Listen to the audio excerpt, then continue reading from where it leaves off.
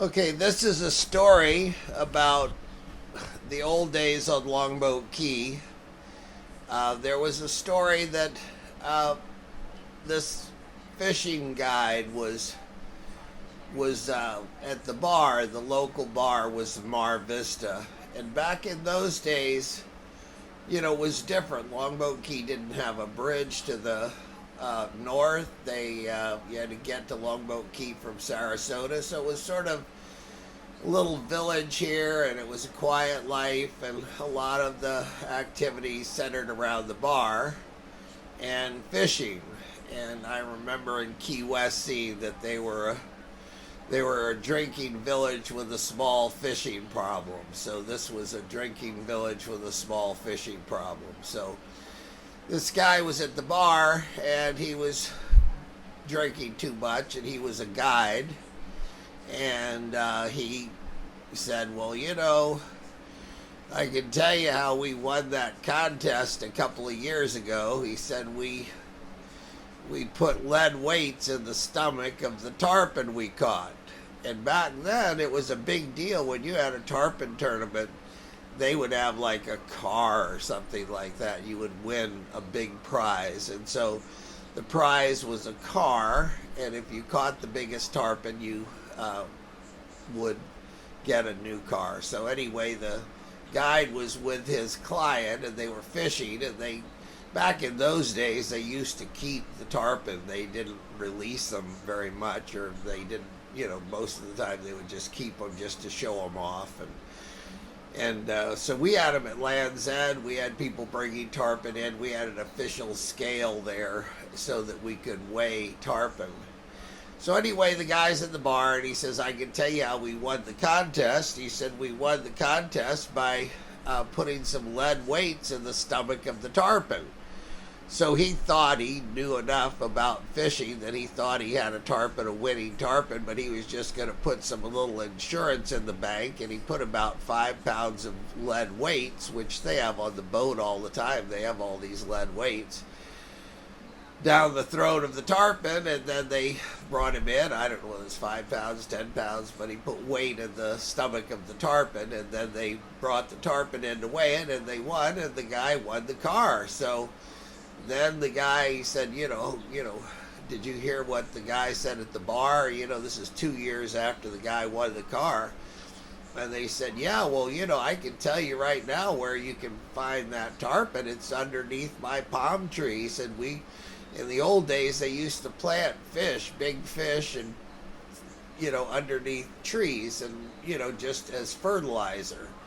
So they would just dig a hole and put a big tarpon in there. Tarpon weighs 100 pounds, 150 pounds, they're big fish. And that would fertilize the tree for the next 5 years or something. So the guy says, well, I buried it in the ground. And so they went and they dug up the tarpon, and sure enough, there was the lead weight. So that's one of the old Longboat Key stories. I think it's an interesting story. But so that's the story of the guy who won the car in the tarpon contest by putting lead weights in him, and was found out 2 years later when his guide had a little bit too much to drink at the Mar Vista pub, and they found out by digging up the tarpon. And so that was life on Longboat Key. And one time when I was a young boy, I had a little boat, a little teeny boat. Somebody gave me a boat that was just about the right size for me. And back in those days, everything we did, we had 3 horsepower motors, and 5 horsepower motors, and 7 horsepower motors, and motors that mostly had like the gas tank in the motor, built in the motor, so you would pour gas in the top of the motor, and they were kind of fun. And anyway, I had like a 3 horsepower on the back of this little boat that was about 3 feet wide, and it was unusually small skiff, a flat bottom skiff, and somebody had built it in their yard, and a friend of the family's went by and saw it and thought that that would be a good boat for me, and he bought it for me and brought it out. It was Stanley Pfefferkorn was the man's name, and he brought me this boat. He probably paid $25 for it. And I put a little 3 horsepower on it, and so I'd ride around as a little kid. I couldn't have been over,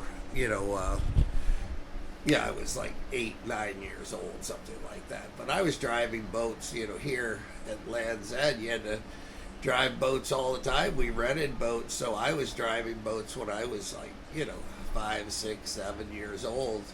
When I got to be 8 or 9, I was, sort of just good with the boat. And so I had this little boat, and we had a flood tide, and it was just a high tide, kind of like a hurricane high tide, and it just came in and kept coming up, and everything was flooded in the village. And I took my little boat, and I ran it around, and I ran it over to the pub, and the pub was flooded. So this little boat with me in it, I didn't weigh much, and with a little 3 horsepower motor on it, would run in about, 6 inches of water, or, less than a foot of water. And there was about a foot of water in the pub. So this lady, as I was driving around outside the pub, she was just, one of the people there, and she said, "Hey kid, why don't you drive your boat through the pub, and you'll be able to tell people the rest of your life that you drove your boat through the pub." So there was like a shotgun type deal where you went in one door and went right by the bar and went right out the other door. So with her help, I did it, and I drove through, and I've been telling that story ever since. So these are just a couple of Longboat Key stories. And Longboat Key was simple, quaint little village, and it was a nice place to be raised. And I think it would be nice if some of these stories were kept for the future.